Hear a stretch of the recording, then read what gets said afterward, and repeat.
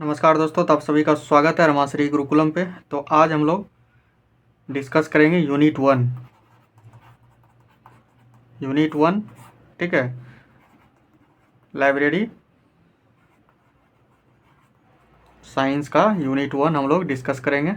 ठीक है, यूनिट 1 में कौन सा टॉपिक है? तो फंडामेंटल।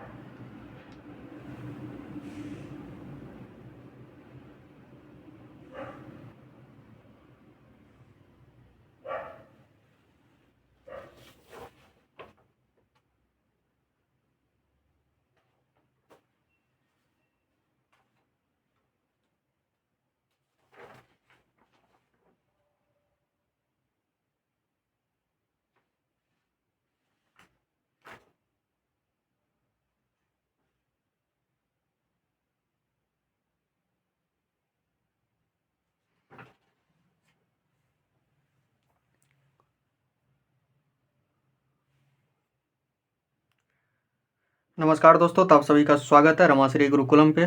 तो आज हम लोग लाइब्रेरी साइंस के बारे में डिस्कस करेंगे। ठीक है, जो आप लोग को आगे एलईटी का जो होने वाला है, ठीक है, एग्ज़ाम, उसमें आपको काम देगा।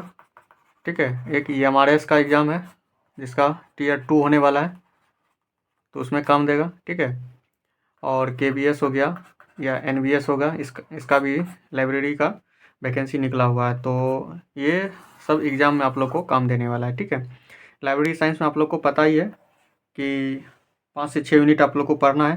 पहला हो जाएगा आपका फंडामेंटल। दूसरा हो जाएगा आपको मैनेजमेंट। ठीक है, और तीसरा हो जाएगा आपको इंफॉर्मेशन सोर्स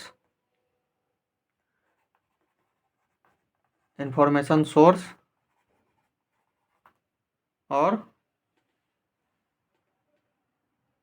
रेफरेंस सर्विस।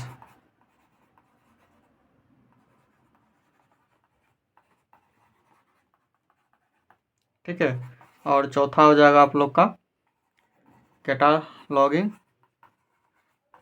और क्लासिफिकेशन।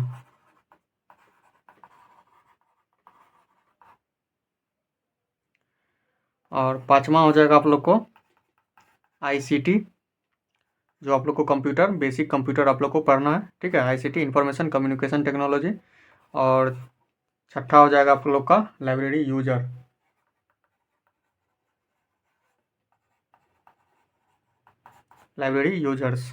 ठीक है, ये 6 यूनिट है, आप लोग को पढ़ना है। और 6 यूनिट से आप लोग का सवाल बनेगा, इसी 6 यूनिट से, जो आप लोग को आगे बिहार लाइब्रेरियन में काम देगा। सबसे पहले तो एलईटी होगा, उसके बाद फिर उसका वैकेंसी निकलेगा बीपीएससी के द्वारा। ठीक है, और आगे ईएमआरएस है, केवीएस, एनबीएस है, तो इसमें भी आप लोग को काम देगा। तो ये 6 यूनिट जो है आप लोग को पढ़ना पड़ेगा। ठीक है, फंडामेंटल हो गया, मैनेजमेंट हो गया, इंफॉर्मेशन सोर्स और reference service, cataloguing, classifications, ICT, computer और लाइब्रेरी यूजर्स। ठीक है, तो हम लोग धीरे धीरे इसको लेकर चलेंगे और आराम से थ्योरी पढ़ेंगे। उसके बाद डिस्कस करेंगे हम लोग ऑब्जेक्टिव भी। ठीक है, जो भी पीवाईक्यू है और जहाँ से भी सोर्स बनेगा, सारा चीज़ हम लोग कवर करते हुए जाएंगे। ठीक है, तो आज हम लोग पहला यूनिट जो है फंडामेंटल लाइब्रेरी का, इसके बारे में जानेंगे। ठीक है, और कितना टॉपिक इसमें पढ़ना है फंडामेंटल में, वो देख लेते हैं। यूनिट वन इसमें क्या पढ़ना है हम लोग को? Fundamental of library science.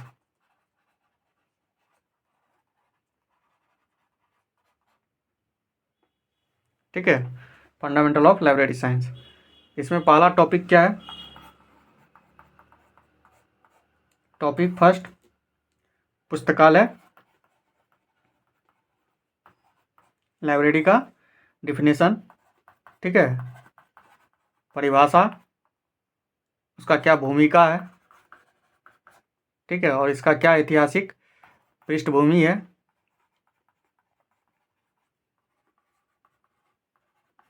ऐतिहासिक पृष्ठभूमि, ठीक है, इसका किस तरह से इतिहास, मतलब एंशियंट काल में, फिर मेडिवल काल में, फिर मॉडर्न काल में किस तरह से इसका डेवलपमेंट हुआ है, आज़ादी से पहले, आज़ादी के बाद क्या लाइब्रेरी का डेवलपमेंट था, इसके बारे में हम लोग पढ़ेंगे। ये पहला टॉपिक है, ठीक है।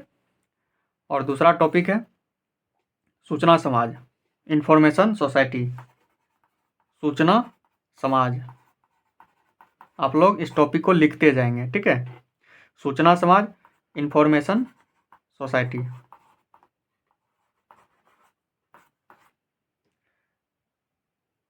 इंफॉर्मेशन सोसाइटी का अवधारणा कहाँ से आया, ठीक है। ये सूचना समाज जो शब्द है कहाँ से आया और किस तरह से इसका यूज हुआ, तो इसके बारे में हम लोग पढ़ेंगे। अवधारणा एवं विशेषता, ठीक है, दूसरा टॉपिक हो गया। तीसरा टॉपिक हम लोग को पढ़ना है टाइप्स ऑफ लाइब्रेरी।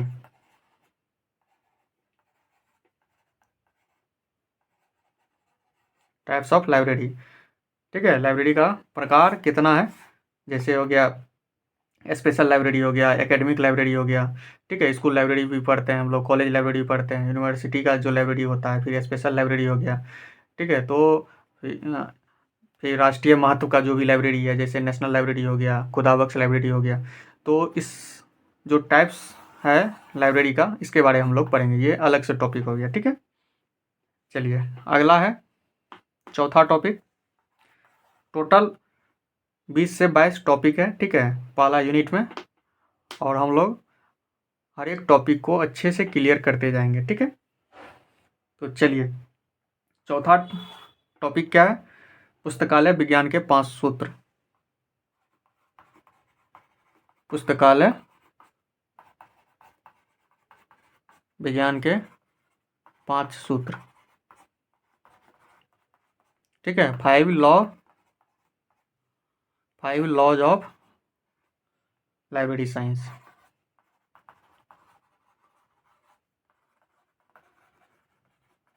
ठीक है, पुस्तकालय विज्ञान के 5 सूत्र जो एस.आर. रंगनाथन ने दिए थे, तो उसी के बारे में हम लोग पढ़ेंगे, कौन कौन सा 5 लॉ और उसका क्या यूज है लाइब्रेरी साइंस में, तो उसको हम लोग अच्छे से पढ़ेंगे। पाँचवा टॉपिक है बौद्धिक संपदा। बौद्धिक संपदा अधिकार, बौद्धिक संपदा अधिकार एवं सेंसरशिप,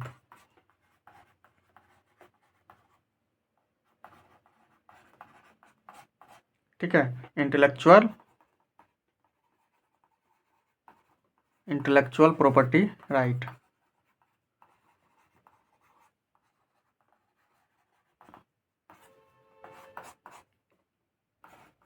छठा टॉपिक हो गया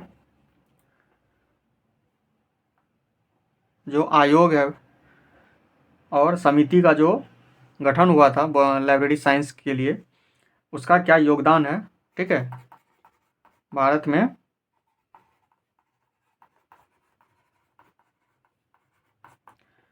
पुस्तकालयों के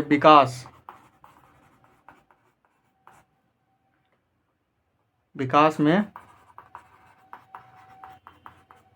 आयोग, जिसको आप लोग कमीशन बोल सकते हैं, एवं समितियों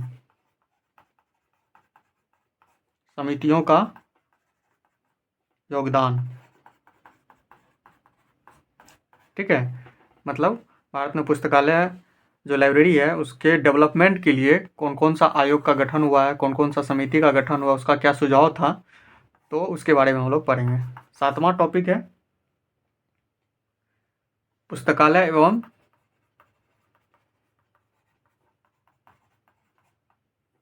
सूचना विज्ञान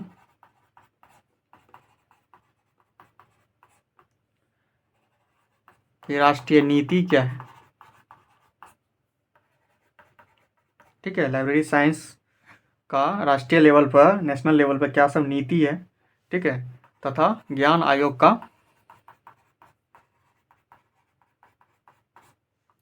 ज्ञान आयोग के प्रमुख योगदान। ठीक है, ये 7 टॉपिक हो गया। चलिए आप लोग लिखते जाएंगे इसको टॉपिक को, और हम रोज़ हर एक टॉपिक का वीडियो बनाते जाएंगे, आप लोग उसको अच्छे से समझते जाएंगे। ठीक है, चलिए अगला टॉपिक है 8वां टॉपिक है भारत में सार्वजनिक पुस्तकालय अधिनियम, पब्लिक लाइब्रेरी एक्ट। ठीक है, पुस्तकालय अधिनियम कौन कौन सा एक्ट पारित हुआ है, और 9वां टॉपिक है भारत में पुस्तकालय आंदोलन।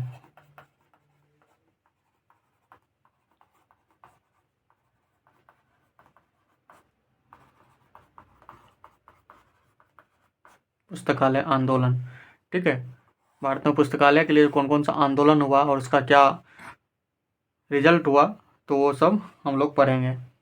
ठीक है, चलिए अगला है लाइब्रेरी के विकास में, पुस्तकालय के विकास में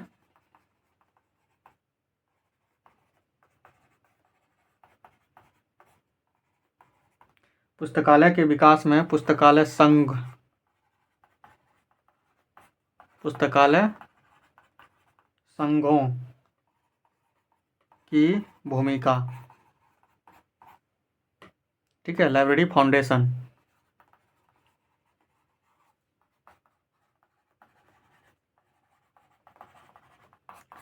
लाइब्रेरी फाउंडेशन का क्या सब योगदान है संघ का, जैसे हम लोग पढ़ेंगे फॉर एग्जांपल इफला हो गया, इफला के बारे में पढ़ेंगे, ये सब संघ है। ठीक है, लाइब्रेरी संघ है, ILA हो गया, इंडियन लाइब्रेरी एसोसिएशन हो गया, आइसलीक हो गया, ठीक है, RRLF हो गया, यूनेस्को हो गया, इटलीस हो गया, IATLIS, ठीक है, और SLA हो गया, सिलीप हो गया। मतलब वर्ल्ड लेवल पे भी कौन कौन सा संघ है लाइब्रेरी से रिलेटेड, ALA हो गया, और क्या ASLIB हो गया, ठीक है, KBOPL Khudabakhsh oriental public library हो गया, कोनेमेरा हो गया, कोनेमेरा पब्लिक लाइब्रेरी, ये सब संघ के बारे में हम लोग पढ़ेंगे। ठीक है, आप लोग इसको अच्छे से नोट कर लीजिए। चलिए अगला है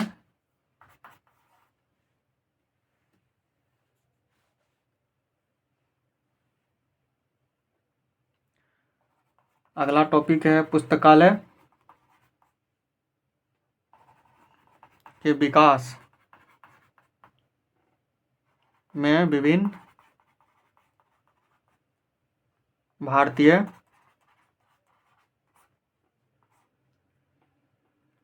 संस्थानों का क्या योगदान है।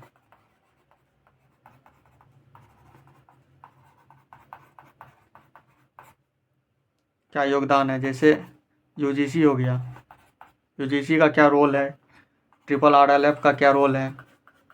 ठीक है, पब्लिक लाइब्रेरी के लिए ये RRLF काम करता है। ठीक है, निस्केयर हो गया,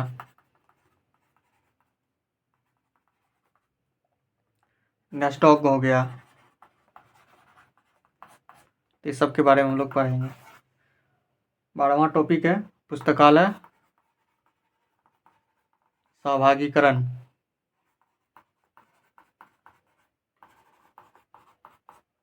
ठीक है, इसका क्या, कहाँ से इसका अवधारणा आया सहभागीकरण का। ठीक है, इसका आवश्यकता क्या है। ठीक है, इसके स्वरूप के बारे में पढ़ेंगे, क्या कैसे काम करता है पुस्तकालय सहभागीकरण। लाइब्रेरी रिसोर्स शेयरिंग,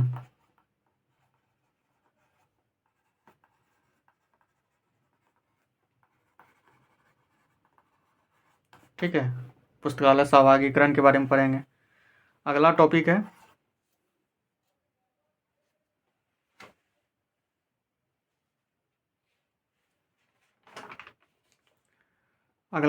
है पुस्तकालय विस्तार कार्य।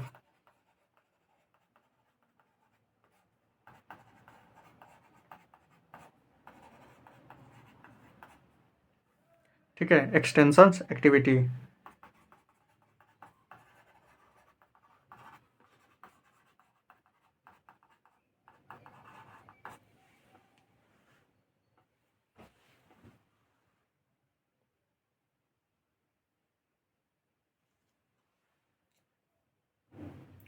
पुस्तकालय विस्तार कार्य, एक्सटेंशन एक्टिविटीज। ठीक है, इन लाइब्रेरी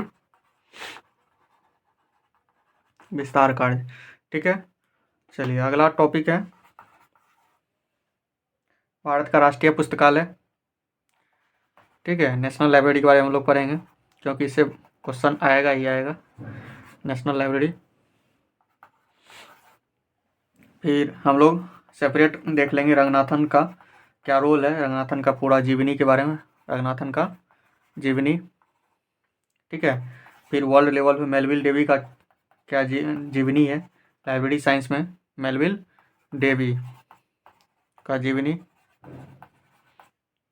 ठीक है, हर एक टॉपिक हम लोग अच्छे से डिस्कस करेंगे ताकि आपका एक भी क्वेश्चन कहीं से भी नहीं छूटे। ठीक है, क्योंकि हम अच्छे से थ्योरी भी पढ़ेंगे, उसके बाद जहाँ से भी क्वेश्चन बन सकता है सारा क्वेश्चन हम लोग डिस्कस करेंगे। ऑब्जेक्टिव, एमसीक्यू फॉर्मेट जो भी हो हम सब सारा चीज़ करवाएंगे। ठीक है, फिर सेपरेट हम लोग अलग अलग हम बना दिए सारा टॉपिक। ठीक है, वैसे 10 से 12 टॉपिक में ही कवर हो जाएगा, लेकिन हम अलग अलग टॉपिक भी बना दिए हैं, इसलिए 20-22 टॉपिक हो गया। ट्रिपल RLF का क्या रोल है, इसको सेपरेट हम लोग पढ़ लेंगे एक बार। ठीक है, उसके बाद डिलीवरी ऑफ बुक्स एक्ट। ठीक है, डिलीवरी ऑफ बुक एक्ट जो आया था 1954 में, उसके बारे में हम लोग पढ़ेंगे। ठीक है, उसके बाद इसी में press and registration act, press and registration act 1867 में जो आया था, इसका क्या क्या था इस एक्ट में, उसके बारे में हम लोग पढ़ेंगे। ठीक है, INB के बारे में पढ़ेंगे, BNB के बारे में पढ़ेंगे। ठीक है, Indian national bibliography, British national bibliography. ठीक है, इसके बारे में हम लोग पढ़ेंगे। उसके बाद हम लोग यूनेस्को, यूनाइटेड नेशन, यूनेस्को इसका क्या रोल है। ठीक है, इसके बारे में हम लोग पढ़ेंगे। और आगे हो गया 20वां नंबर टॉपिक, रंगनाथन के द्वारा जो लिखा गया पुस्तक है टोटल, वो भी पूछता है। रंगनाथन के द्वारा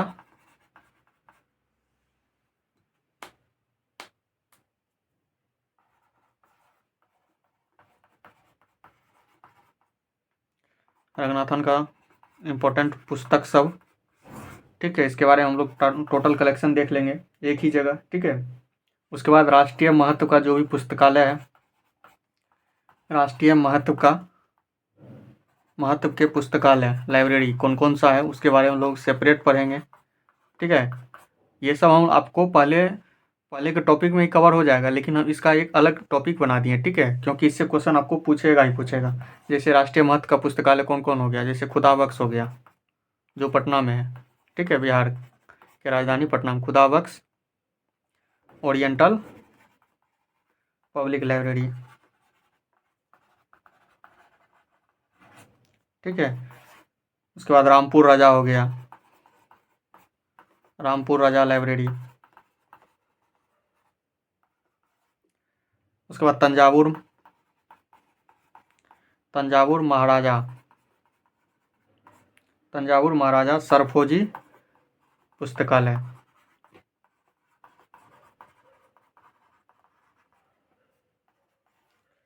फिर हरे कृष्णा मेहताब स्टेट लाइब्रेरी। ठीक है, अगला है कोनेमेरा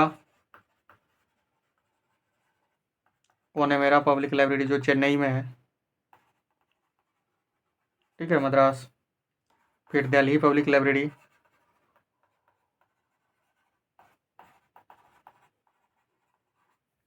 फिर एशियाटिक सोसाइटी मुंबई में जो है लाइब्रेरी,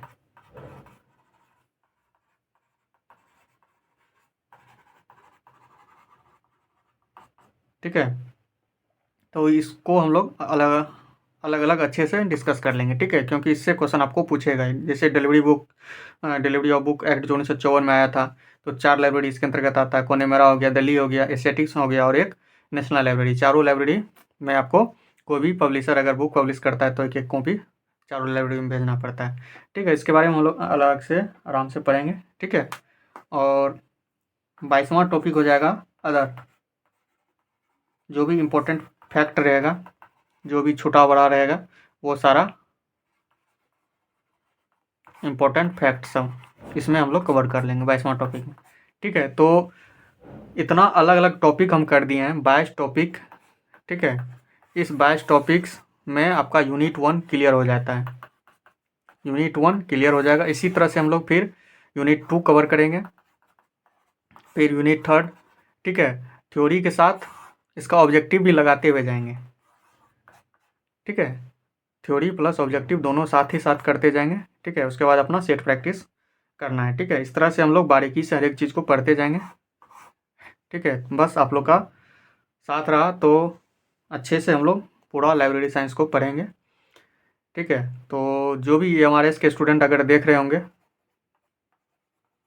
तो वो भी देख सकते हैं, उसका भी सारा चीज़ कवर हो जाएगा। और बिहार लाइब्रेरियन का जो भी स्टूडेंट है, ठीक है, और एलईटी, क्योंकि दो एग्ज़ाम होने वाला है, तो आप लोग आराम से इस चैनल से जुड़ जाइए, ठीक है। टेलीग्राम चैनल से जुड़ जाइए और आराम से आप लोग पेशेंस बना के रखिए, क्योंकि थोड़ा सा संसाधन का कमी है, ठीक है। क्योंकि डिजिटल बोर्ड है नहीं मेरे पास, थोड़ा सा परेशानी है, ठीक है। अगर इस पे ही अगर काम हो रहा है, आप लोग को कोई दिक्कत नहीं हो रहा है तो कंटिन्यू करेंगे, ठीक है।